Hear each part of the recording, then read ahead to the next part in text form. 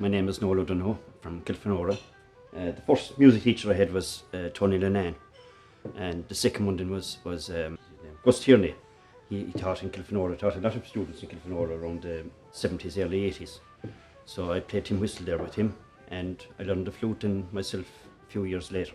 There was a lot of musicians in our area. There was Pepe Looney, he played whistle and concertina and flute. And then there was Jerry McMahon, he played fiddle and flute and whistle. And there was another Michael O'Donoghue, he played tin whistle, and John Collins played concertina.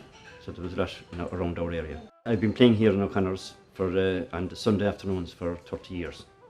There was always music here in Doolin. At that time there would have been very little music now around Ennis, Corofin, Kilfenora, and in those areas. I don't know what the name of the first tune is. The second one is it's an old tune, even though it's only a tune that has been kind of started to play around here with the last few years. It's called The Birds. I learned that from Murty Ryan and Siobhan Peoples, a session down in Ennis.